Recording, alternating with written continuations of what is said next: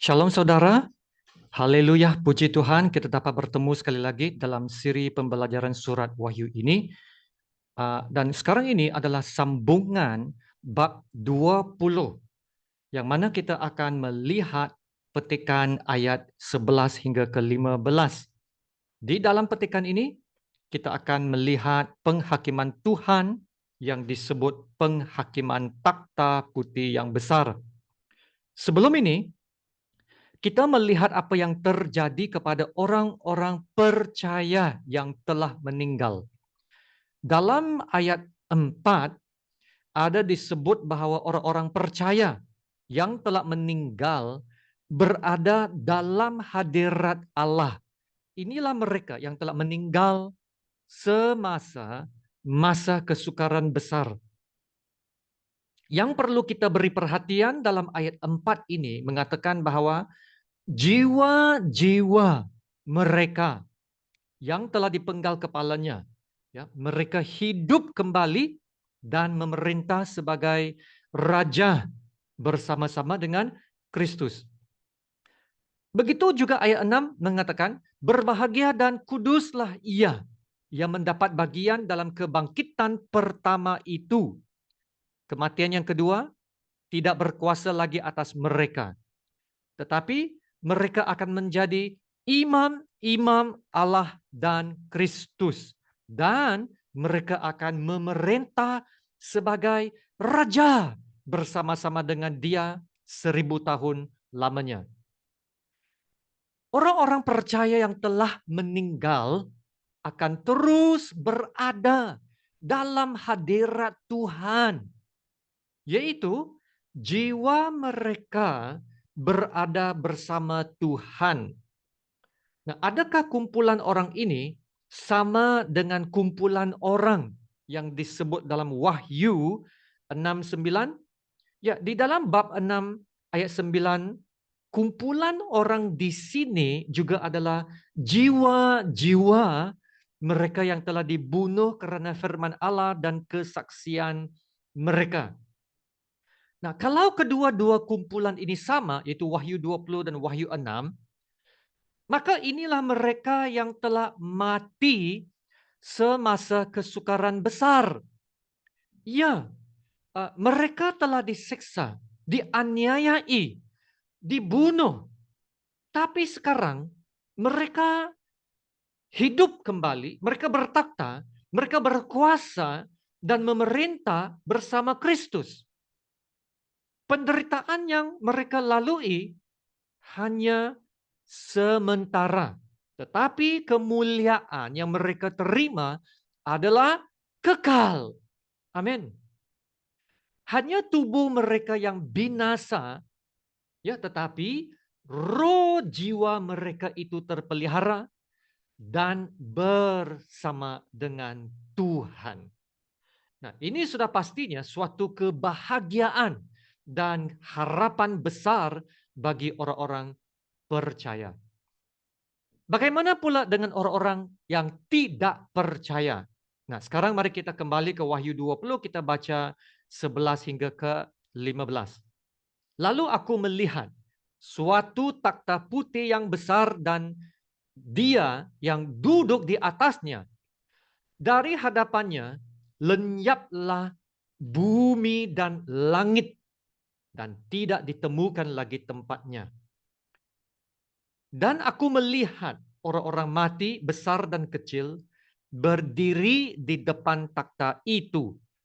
Lalu dibuka semua kitab dan dibuka juga sebuah kitab lain, yaitu kitab kehidupan. Dan orang-orang mati dihakimi menurut perbuatan mereka berdasarkan apa yang ada tertulis di dalam kitab-kitab itu. Maka laut menyerahkan orang-orang mati yang ada di dalamnya, dan maut dan kerajaan maut menyerahkan orang-orang mati yang ada di dalamnya, dan mereka dihakimi masing-masing menurut perbuatannya. Lalu maut dan kerajaan maut itu dilemparkan ke dalam lautan api. Itulah kematian yang kedua, lautan api. Dan setiap orang yang tidak ditemukan namanya tertulis di dalam kitab kehidupan itu. Ia dilemparkan ke dalam lautan api itu. Ini adalah salah satu petikan yang paling menyedihkan dalam Alkitab. Dan kalau bukan paling menyedihkan, ia adalah yang paling tragis. Karena semua orang-orang yang berdosa akan dihakimi. Nah, penghakiman takhta putih besar ini adalah untuk orang-orang yang tidak percaya, yang berdosa ya, orang-orang yang telah menolak Tuhan Yesus dan keselamatannya. Dan Yohanes berkata dalam ayat 12 bahwa dia melihat orang mati, orang kecil, orang besar, semuanya berdiri di hadapan takhta Tuhan. Dan kitab-kitab dibuka di hadapan mereka. Nah, ini adalah kitab-kitab perbuatan mereka. Ya, segala perbuatan mereka yang mereka telah tercatat dan sedia menerima hukuman yang setimpal dengan perbuatan mereka. Nah, menurut Roma 22, penghakiman Tuhan adalah berdasarkan kebenaran. Tuhan akan menghakimi dengan tepat ya menurut keadilannya yang adil. Nah, seolah-olah semua perbuatan manusia akan terpancar di hadapan mata mereka. Nah, orang-orang berdosa akan pastinya berasa sangat malu. Nah, adakah Anda pernah ditangkap melakukan suatu kesalahan dan berasa sangat malu, dan kemudian Anda coba menutup aib Anda itu ya, dan coba memberi alasan ya untuk mengelaknya? Tetapi perhatikan di sini, mereka tidak beri apa-apa alasan pun untuk coba mengelak daripada kesalahan mereka. Nah, perhatikan juga bahwa tidak ada lagi penghujatan terhadap Allah. Nah, kalau sebelum ini dalam bab 16 disebut 3 kali ya manusia menghujat Tuhan atas penghakiman-penghakiman Tuhan yang telah dinyatakan melalui cawan kemurkaan Allah. Nah, kini mereka semua telah disenyapkan. Nah, mereka yang berada dalam penghakiman takhta putih yang besar ini tidak akan ada peluang untuk melarikan diri. Ya, tiada lagi peluang untuk membela diri, tiada lagi peluang untuk berhujah, tiada lagi peluang untuk coba beralasan dengan Tuhan, ya. Tiada penjamin yang boleh lepaskan mereka, tiada lagi. Semua orang telah didapati bersalah di hadapan Allah pada takhta penghakiman putih besar ini ya. Dan dalam ayat 13 dikatakan, laut menyerahkan orang-orang mati. Ya, maut dan kerajaan maut pun menyerahkan orang-orang mati. Nah, ini bermakna kubur akan menyerahkan orang-orang mati supaya mereka akan dibawa ke pengadilan. Nah, perhatikan juga kerajaan maut disebut di sini. Nah, kerajaan maut ini dalam bahasa Yunaninya adalah Hades. Nah, Hades adalah tempat di mana disimpan roh-roh atau jiwa-jiwa orang yang tidak percaya. Ya, maksudnya apabila seseorang yang tidak percaya Tuhan itu meninggal, tubuh dan jiwa mereka terpisah. Di mana pergi tubuhnya? Ya, pastinya tubuh itu akan dikuburkan lah. Tapi roh pula, roh orang itu akan pergi ke alam maut, yaitu Hades. Nah, ini juga telah diberitahu Yesus dalam cerita orang kaya dan Lazarus ya dalam Lukas bab 16. Orang kaya hidup dalam kemewahan. Lazarus pula seorang pengemis dan berpenyakit kulit sehingga ya anjing menjilat kulitnya itu. Nah, kedua-dua orang kaya dan Lazarus itu mati. Roh Lazarus dibawa ke pangkuan Abraham yang menggambarkan tempat yang diberkati ya, tempat yang selamat. Tapi roh orang kaya yang tak percaya itu berada di alam maut.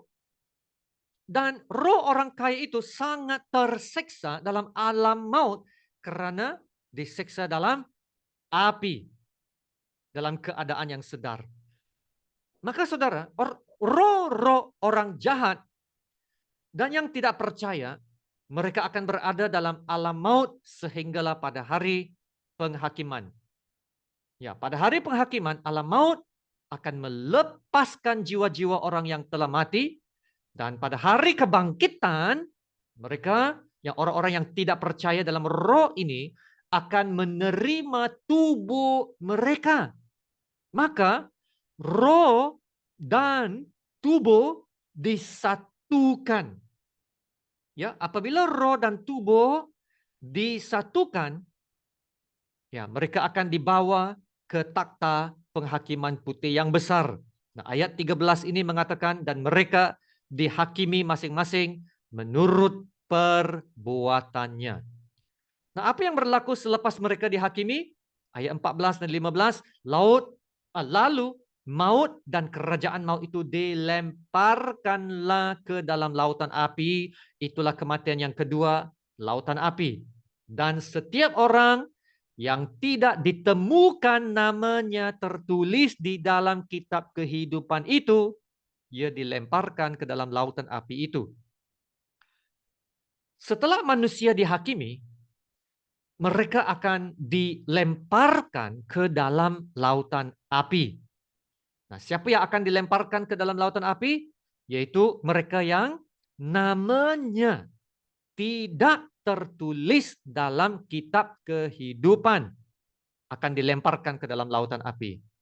Ya saudara, sekiranya nama seseorang tidak tertulis dalam kitab kehidupan, ia akan dilemparkan ke dalam lautan api.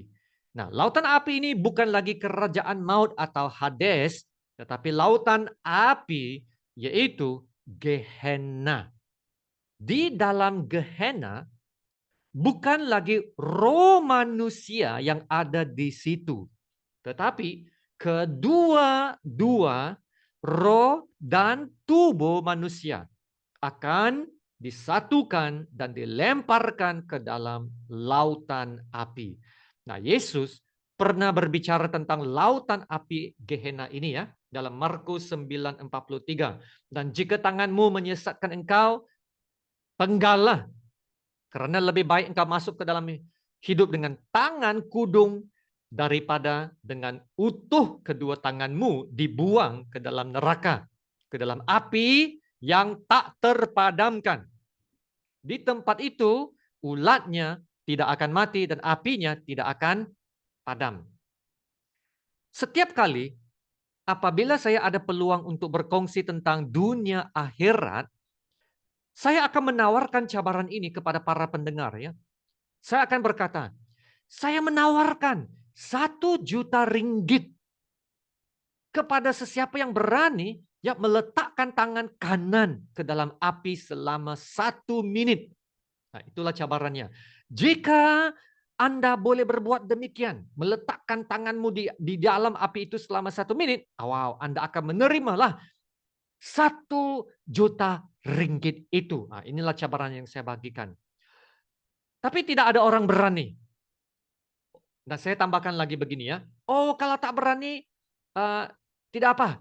Apa kata kalau saya beri diskon ya, bukan diskon kepada 1 juta ringgit itu, tetapi diskon masa, yaitu dijadikan 30 saat ya, bukan 1 menit tetapi 30 saat kamu letak tangan kamu di dalam api itu. Nah, kamu kira sendiri 1 2 3 4 5 6 3 sampailah 30. Kalau kamu boleh bertahan, wah 1 juta ringgit itu kamu punya.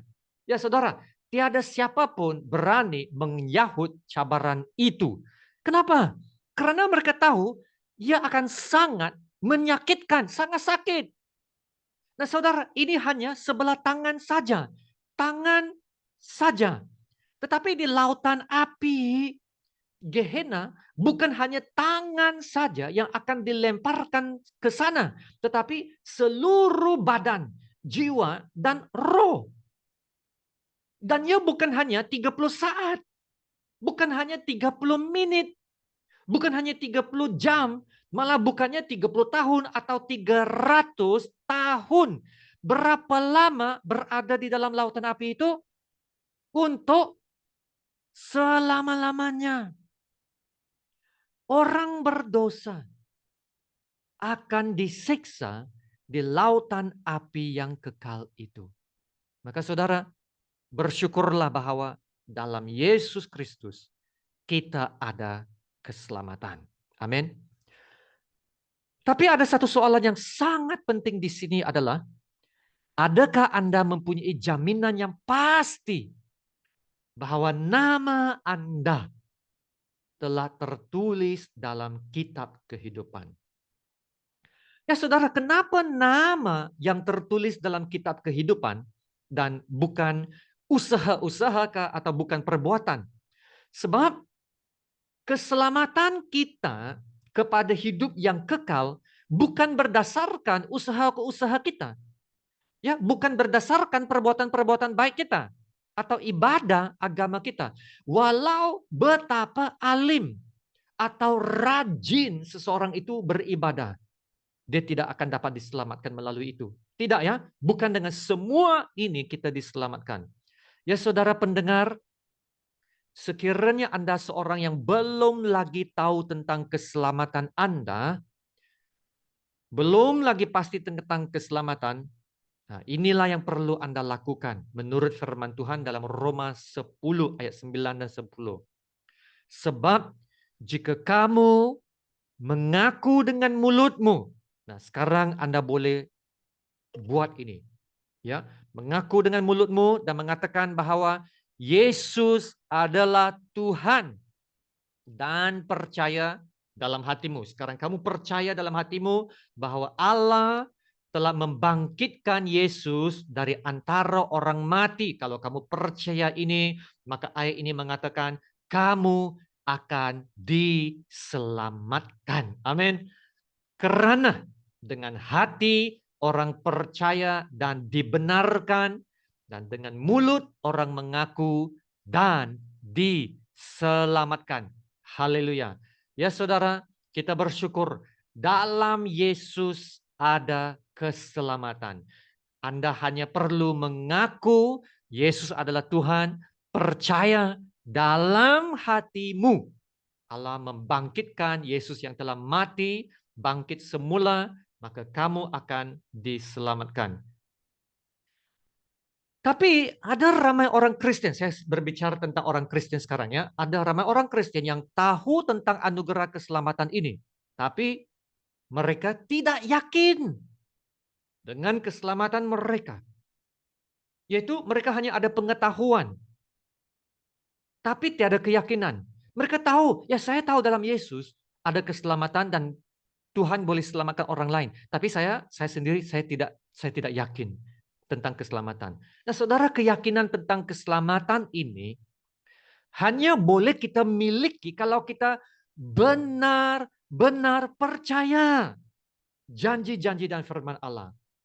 Ya, saudara, ada cukup banyak firman Allah yang boleh memberi kita keyakinan keselamatan ini ya. Tapi saya akan tunjukkan satu ayat ini dalam 1 Yohanes 5, 11 dan 12. Dan inilah kesaksian itu.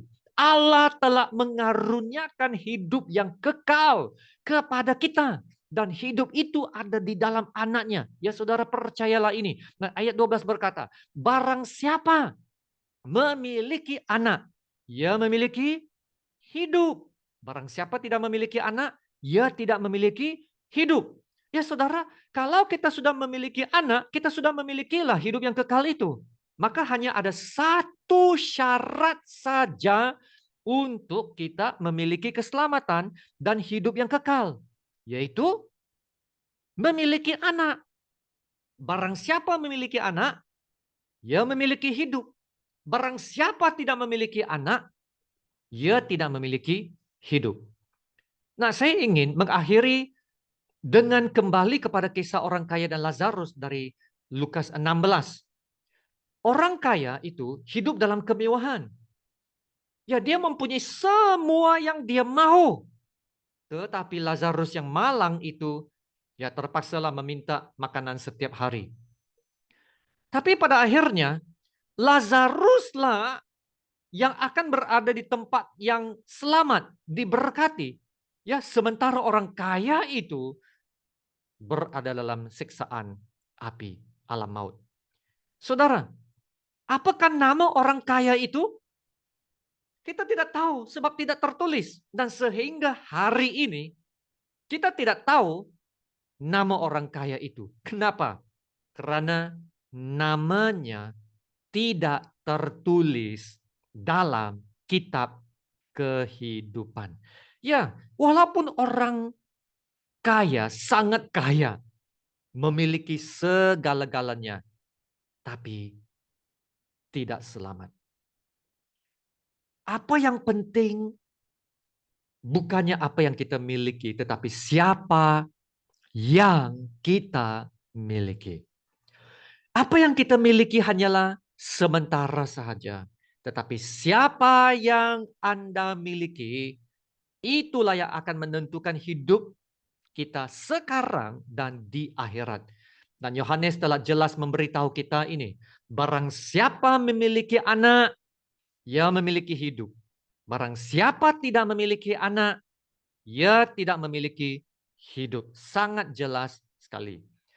Ya, bagi saudara yang belum lagi percaya Tuhan Yesus, belum lagi ada keyakinan tentang keselamatan kepada hidup yang kekal, percayalah janji kebenaran ini. Barang siapa memiliki anak, ia memiliki hidup. Barang siapa tidak memiliki anak, ia tidak memiliki hidup. Maka saudara, dari bab 20 ini kita telah lihat orang-orang percaya berada dalam hadirat Tuhan memerintah bersama-sama dengan Yesus Kristus. Dan orang-orang tidak percaya di akhiratnya mereka dihakimi dan dilemparkan ke dalam lautan api yang kekal. Maka pelajaran ini jelas menunjukkan kepada kita bahwa ada kehidupan selepas dunia ini, yaitu akhirat. Neraka itu adalah nyata. Begitu juga surga. Surga itu juga nyata. Dan berita baiknya ialah Tuhan telah menyediakan jalan ke surga bagi kita melalui Yesus Kristus. Ingatlah ini, barang siapa memiliki anak, ia memiliki hidup. Haleluya. Barang siapa tidak memiliki anak, ia tidak memiliki hidup.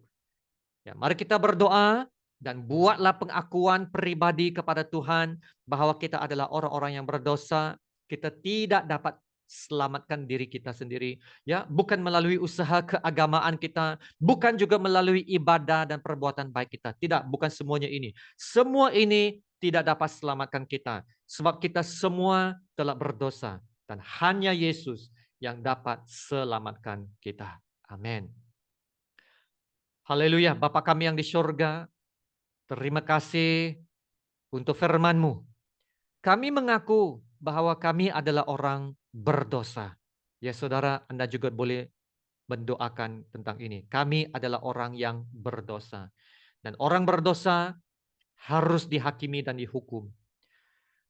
Tapi Tuhan, kami bersyukur bahwa dalam Tuhan Yesus ada keselamatan.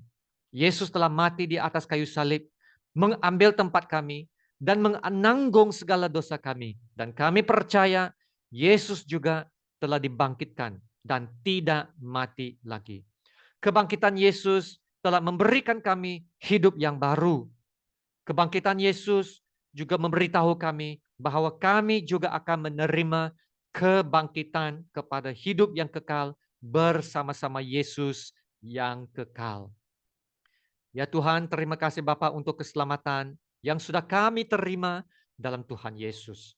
Terima kasih Allah Bapa untuk keselamatan ini, anugerah yang terbesar. Terima kasih untuk pengorbanan Yesus, darahnya yang tercurah, yang menjadi harga penebusan, yang telah menebus kami dari kuasa-kuasa kegelapan dan perhambaan dosa. Kami bukan lagi milik dunia, kami adalah milik Tuhan Yesus. Haleluya. Kami bukan lagi hamba-hamba dosa, kami telah dimerdekakan. Haleluya, kami adalah anak-anak Tuhan. Terima kasih Bapa.